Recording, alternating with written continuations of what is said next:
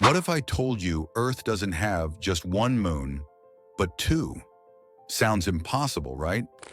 Yet astronomers have confirmed something extraordinary. A hidden second moon has been quietly following our planet for decades. But how did we miss it for so long?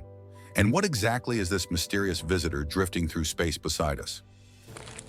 Let's find out. In 2024, something amazing happened. Astronomers noticed a small rock orbiting Earth, a mini-moon. It stayed with us for 2 months, made a few graceful laps, and then left, continuing its lonely journey around the sun. Most people thought that was the end of the story. But recently, scientists made an even more shocking discovery. Another space rock has been tagging along with Earth, not for days, not for months, but for over 6 decades. This strange companion isn't like our regular moon. It's called a quasi-moon, and it's been hiding in plain sight all along. So, what exactly is a quasi-moon? Is it like a backup satellite, or something completely different? Let's break it down. Unlike our bright, familiar moon that circles Earth and lights up the night sky, a quasi-moon doesn't actually orbit our planet. Instead, it orbits the sun, but it does so almost perfectly in sync with Earth, moving at nearly the same speed, like a marathon runner who's always just beside you, never too far ahead or behind. At first glance, space might look peaceful and calm, but the truth is, it's full of chaos. The sun, the moon, Earth, and countless smaller objects all tug and pull on each other in a never-ending cosmic dance. Most asteroids don't last long in this delicate balance. They either get flung into new orbits or drift away entirely. That's what makes quasi-moons so rare and fascinating. They belong to a special family of co-orbitals, objects that share Earth's orbit around the sun. But unlike true satellites like our moon, these visitors don't stick around forever. Some stay for a few decades, others for centuries, before drifting off due to gravity from other planets or the sun. You could say they're like cosmic travelers who decide to walk beside Earth for a while before moving on to their next destination. Now here's where things get even more interesting. Our newest discovery on the object named 2020 PN7 has been with us for about 60 years and is expected to hang around for nearly 70 more. Imagine something quietly following our planet since the 1960s, and we only just realized it's there. So why did it take so long to notice? Well, PN7 is tiny, about 62 feet across, roughly the length of a bowling lane. That's far too small and dim to be spotted easily among the stars. Astronomers only detected it using precise telescopes in orbital calculations. But its discovery raises another question. What is this rock made of?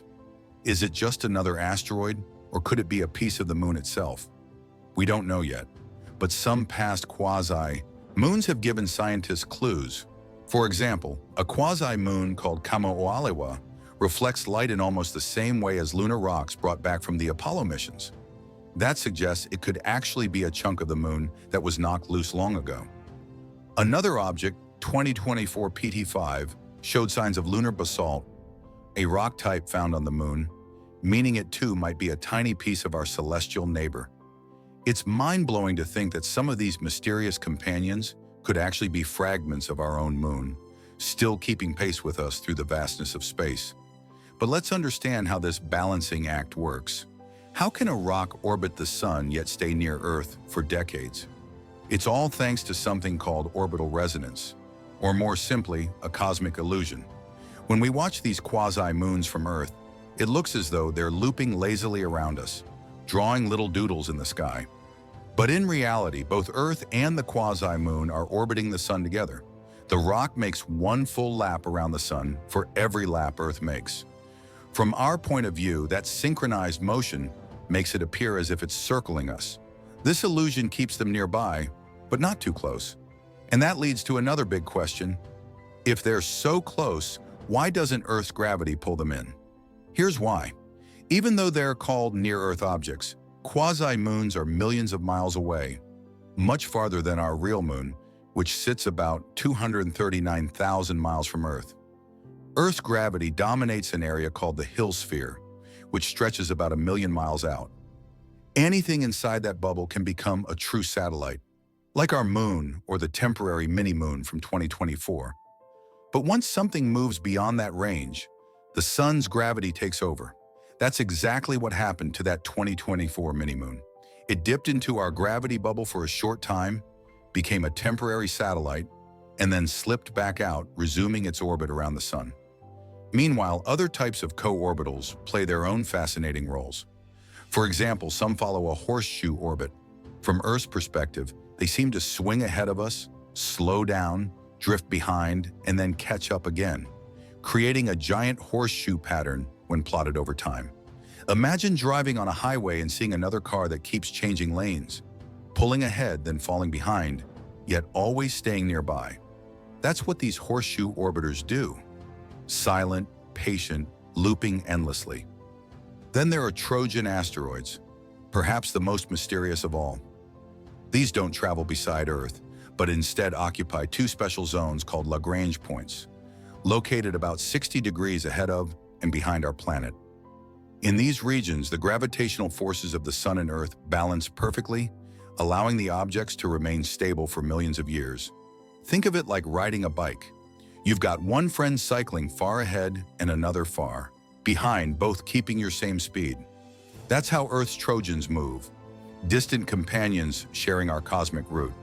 Jupiter, the largest planet in our solar system, has thousands of Trojans. Earth, however, only has a handful, but each one gives astronomers valuable clues about how gravity shapes our corner of space. There are even tadpole orbiters, rocks that wobble around those Lagrange points in bean-shaped loops, and then come the jumping Trojans, the most indecisive of all. They drift from one Lagrange point to another over thousands of years, like cosmic nomads that just can't pick a side. So while it might seem that Earth only has one true moon, we actually live in a neighborhood full of hidden companions, looping, trailing, or hiding in gravitational sweet spots. Now let's take a step back and remember what makes our real moon so special. It's not just a pretty face in the night sky. The moon affects Earth's tides, slows down our rotation, and stabilizes our tilt, keeping our climate balanced. Without it, our days would be shorter, our nights darker, and our seasons far more unpredictable. It even acts as a protective shield, catching or deflecting asteroids that might otherwise crash into Earth. And beyond the science, our moon has inspired myths, poems, love songs, and late-night reflections for as long as humans have existed. Our fake moons, these quasi-companions, can't replace that magic, but they still play an important role. Each new discovery helps astronomers learn more about how small objects move near Earth, how long they can stay in stable orbits, and what secrets they might hold about our solar system's history. They also serve a practical purpose. Because quasi-moons travel relatively close to Earth, they could one day act as stepping stones for space missions, a kind of cosmic pit stop for future astronauts heading deeper into space. Every time we find a new one, it sharpens our understanding of orbital mechanics, gravity, and the complex relationships between planets and the tiny travelers that follow them. So while these objects may be invisible to the naked eye, they remind us that the space around Earth is far from empty. It's alive, dynamic, full of movement, mystery, and wonder. And that's the story of Earth's secret second moon, a silent companion traveling beside us for decades. The universe never stops amazing us, does it? If you enjoyed this cosmic discovery, make sure to like this video, subscribe to the channel, and turn on notifications so you never miss the next big mystery from space. Until then, keep looking up. You never know what's out there.